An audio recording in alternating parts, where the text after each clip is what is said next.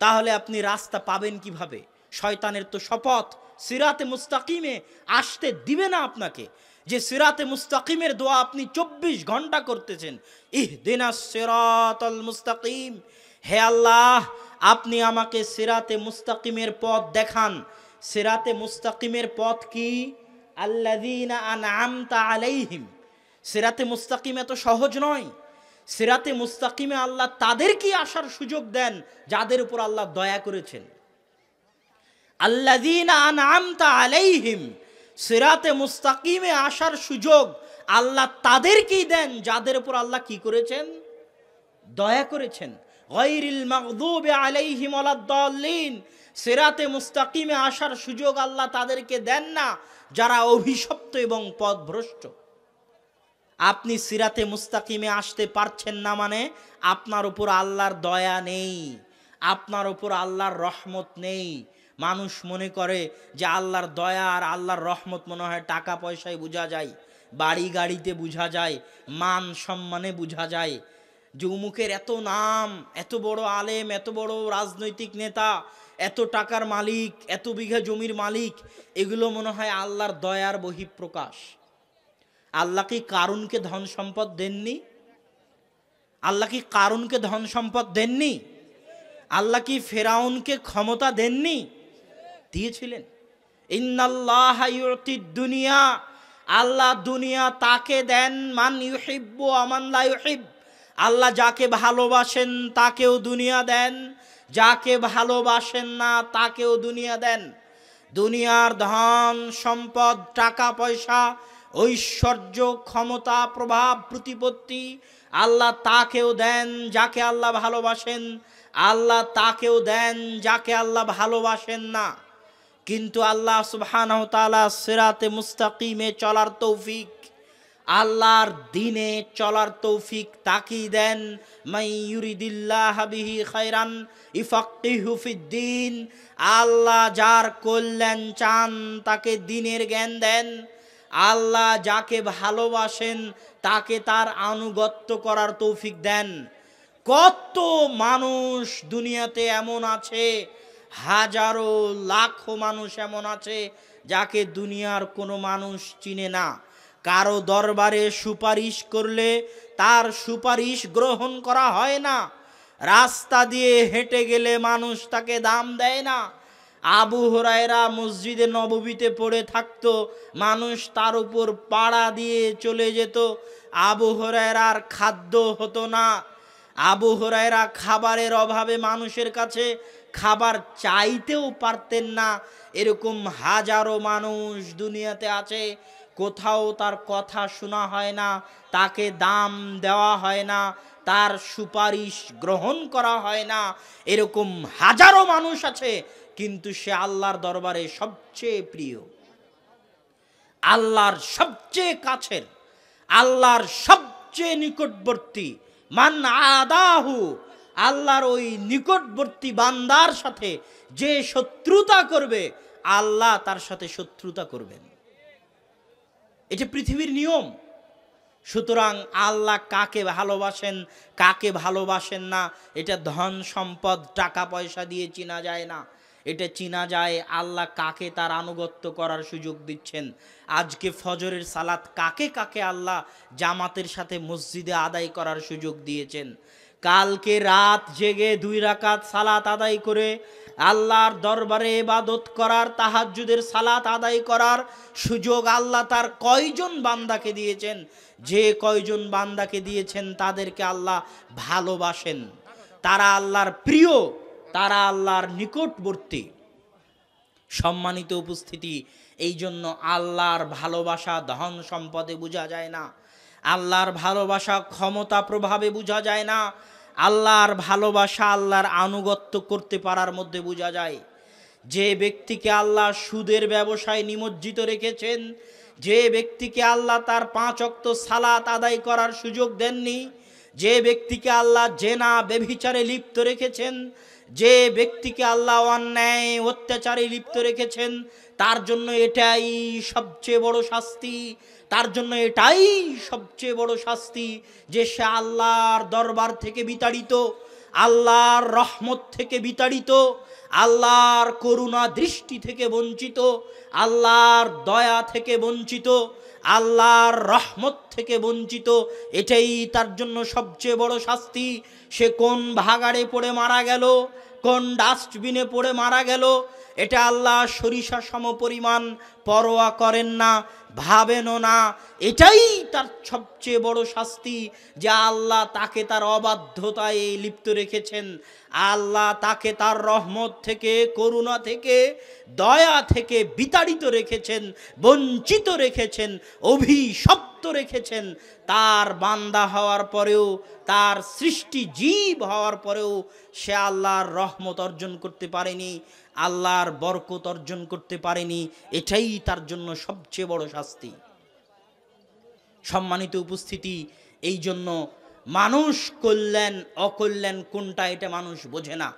আল্লাহ সুবহানাহু ওয়া তাআলা কোরআনে বলছে, মানুষকে যখন আল্লাহ নেয়ামত দেন তখন মানুষ বলে রব্বি আকরামান, আমার আল্লাহ আমাকে অনেক নেয়ামত, অনেক ধন সম্পদ দিয়েছে।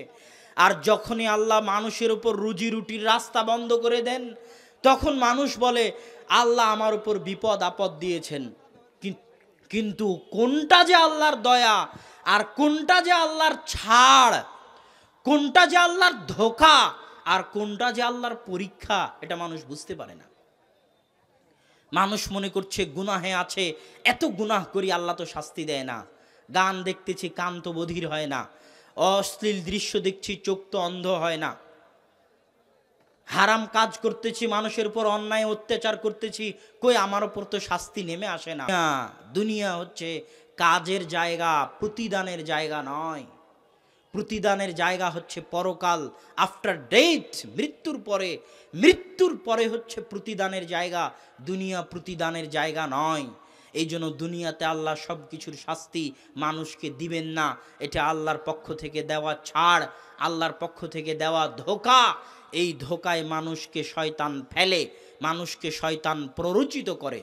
সম্মানিত উপস্থিতি, আমরা বলতেছিলাম যে বুদ্ধিমান সেই যে আল্লাহর আনুগত্য করে। কেন?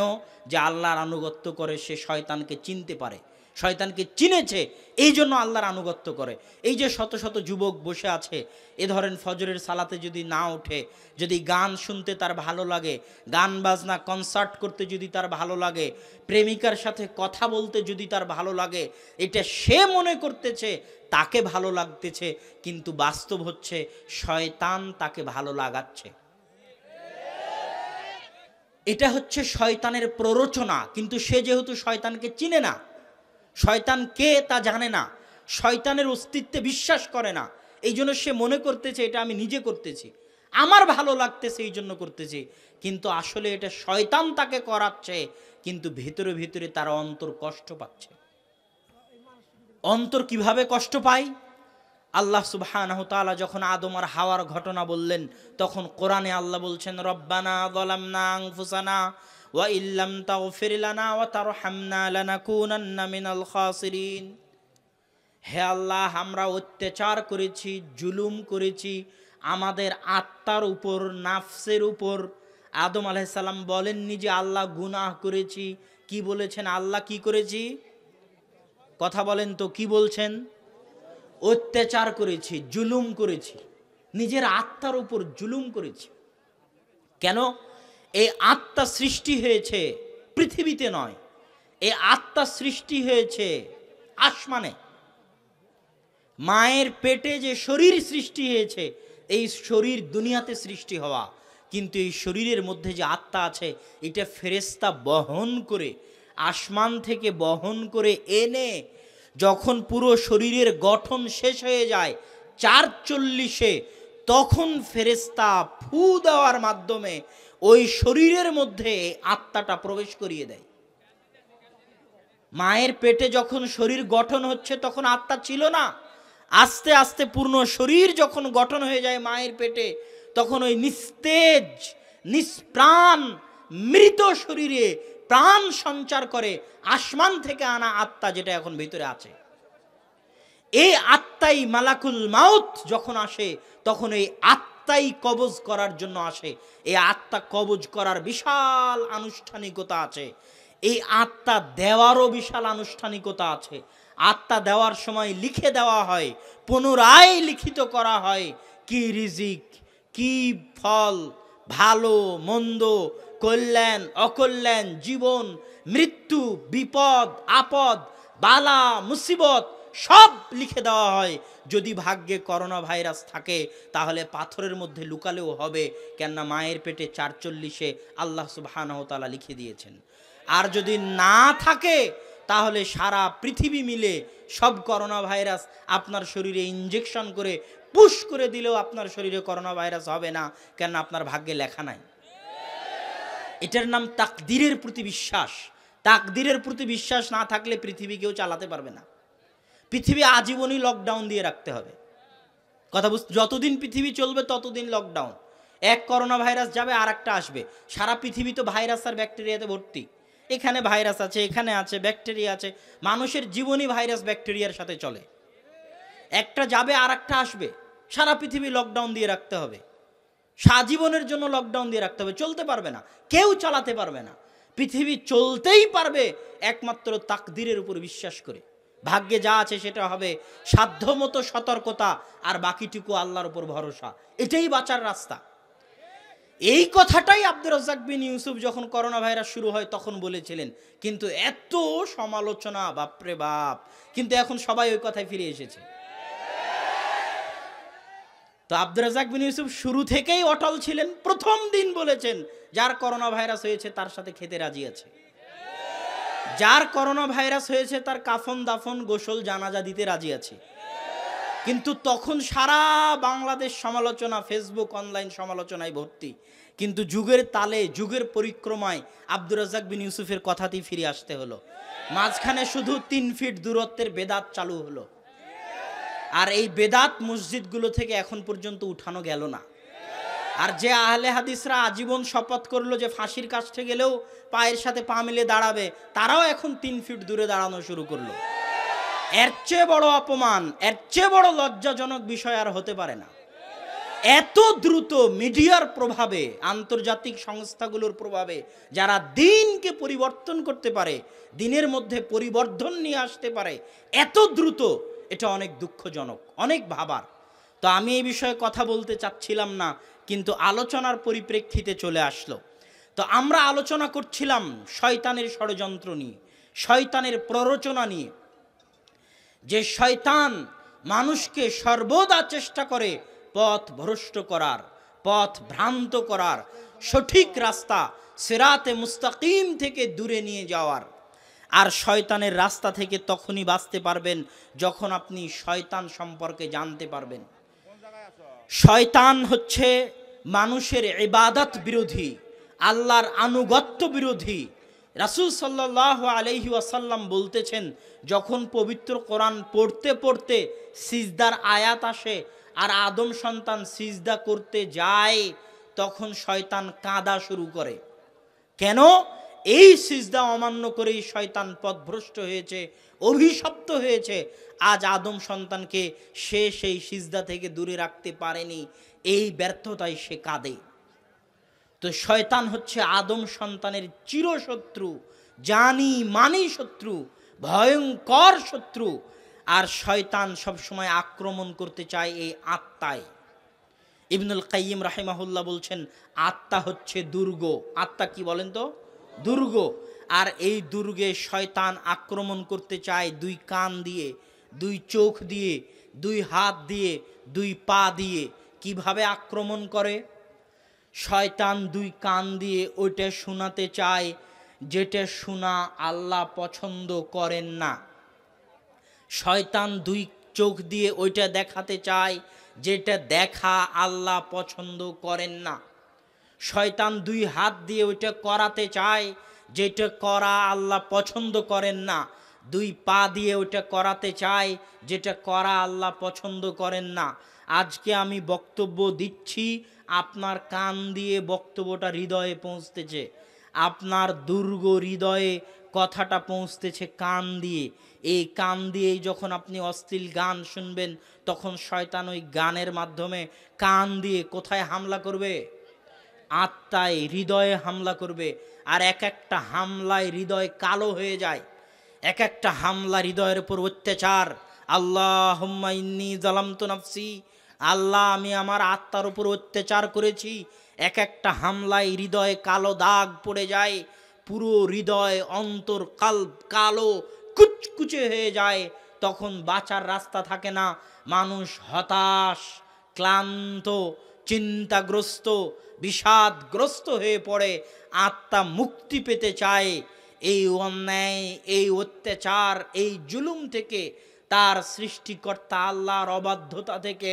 আর এই প্রত্যেকটা অবাধ্যতার ছাপ চেহারাতেও পড়ে, চেহারার নূর হারিয়ে যায় অন্তরের কালোর কারণে, কালোর কুচকুচের কারণে।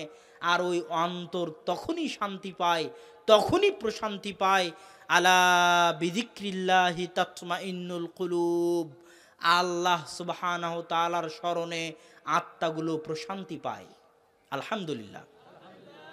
আপনি কোরআনের দুইটা পৃষ্ঠা পড়ে দেখেন, আপনার আত্মা প্রশান্তি পাবে, মনে হবে কোরআনে আল্লাহ আপনার সাথে কথা বলতেছে। কেননা কোরআন নাজিল হয়েছে আল্লাহর রাসূলের উপর, কিন্তু আপনার জন্য নাজিল হয়েছে, আপনার কাছে পৌঁছানোর জন্য নাজিল হয়েছে। হুদাল লিন্নাস, প্রত্যেক আদম সন্তানের জন্য হেদায়েত স্বরূপ হচ্ছে কোরআন। কোরআন যার জীবনে নাই তার জীবন অন্ধকার। যে বাড়িতে কোরআন পড়া হয় না ওই বাড়ি বরকতবিহীন বাড়ি, ওই বাড়ি কবরের মতো অন্ধকার বাড়ি। যার জীবন শুরু হয় না কোরআন দিয়ে, শেষ হয় না কোরআন দিয়ে, তার জীবন বরকতবিহীন, ঘৃণিত, জঘন্য জীবন, নিকৃষ্ট জীবন।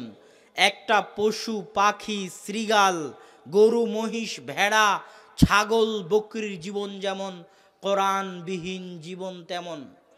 কোরআনবিহীন জীবন তেমন। এটা ঠিক বলার জিনিস নয়, আপনাকে আমল করতে হবে, কোরআনের কাছে আশ্রয় নিতে হবে, কোরআন পড়তে হবে। কোরআন আপনার হৃদয়ের চিকিৎসক, আপনার অন্তরের চিকিৎসক। আপনার জীবন বরকতবিহীন আছে কোরআনের কারণে, আপনার পরিবার বরকতবিহীন আছে কোরআনের কারণে। কোরআন দিয়ে যত মানুষকে হেদায়েত করা সম্ভব, আর কোনো বক্তার বক্তব্য দিয়ে অত মানুষকে হেদায়েত করা সম্ভব নয়। কোরআন এমন এক মোজেজা, যা স্থায়ী, চিরন্তন, চিরস্থায়ী মোজেজা। আর মানুষের জীবনে যত বরকত হচ্ছে বাস্তব জিনিস। শয়তান যেমন বাস্তব জিনিস, শয়তান যেখানে থাকবে ওখানে বরকত থাকবে না, আর আল্লাহ সুবহানাহু তাআলা যেখানে থাকবেন ওখানে বরকত থাকবে। পৃথিবীতে মানুষ সব কিছু দুই প্রকারের, হয় ইবাদুশ শয়তান, শয়তানের দাস বা গোলাম, অথবা ইবাদুল্লাহ, আল্লাহর দাস বা গোলাম। এখানে যারা উপস্থিত আছে, হয় সবাই আমাদের আমল দিয়ে আল্লাহকে খুশি করি, অথবা আমাদের আমল দিয়ে শয়তানকে খুশি করি। হয় আমরা আমাদের আমলের মাধ্যমে শয়তানের দাসত্ব করি, অথবা আমরা আমাদের আমলের মাধ্যমে আল্লাহর দাসত্ব করি। এর বাইরে দ্বিতীয় কোনো রাস্তা নাই। সালাত পড়লেন, আল্লাহর দাসত্ব করলেন। সালাত ছাড়লেন, কার দাসত্ব করলেন? শয়তানের দাসত্ব করলেন। আপনি মনে করছেন নিজের মনের চাহিদাই ছাড়লাম? জি না, শয়তানের দাসত্বে ছাড়লেন। এই কথাটা আজকের বক্তব্য থেকে বুঝে যাবেন। আপনি সকালবেলা কোরআন পড়লেন, আল্লাহর দাসত্বে কোরআন পড়লেন। কোরআন পড়লেন না, নিজের মনের চাহিদায় কোরআন পড়লেন না, এ কথা ভুল। শয়তানকে খুশি করার জন্য, শয়তানের দাসত্ব করার জন্য, শয়তানের গোলাম হওয়ার জন্য কোরআন পড়লেন না। পর্দা করে বাড়ি থেকে বের হলেন, আল্লাহর বান্দি তাই পর্দা থেকে বাড়ি করে বের হলেন। আর পর্দা ছাড়া বাড়ি থেকে বের হলেন, শয়তানের দাসী তাই পর্দা ছাড়া বাড়ি থেকে বের হলেন। এটাই বাস্তব। এক অন্তরে দুইজনের জায়গা হয় না। হয় এই অন্তর দিয়ে আপনি আল্লাহর কর্মকে ভালোবাসেন, আল্লাহর নির্দেশকে ভালোবাসেন, আল্লাহর আনুগত্য করাকে ভালোবাসেন, অথবা এই অন্তর দিয়ে আপনি শয়তানি কাজ, শয়তানি কার্যকলাপ, শয়তানি আমল আখলাককে ভালোবাসেন। পৃথিবীতে এই দুটাই রাস্তা। অতএব সম্মানিত উপস্থিতি, শয়তানের ষড়যন্ত্র, শয়তানের চাল, শয়তানের আক্রমণ, শয়তানের প্ররোচনা, সম্পর্কে আমাদের সজাগ এবং সচেতন হতে হবে। শয়তানের আক্রমণ থেকে আপনাকে বাঁচাতে পারবে কোরআন।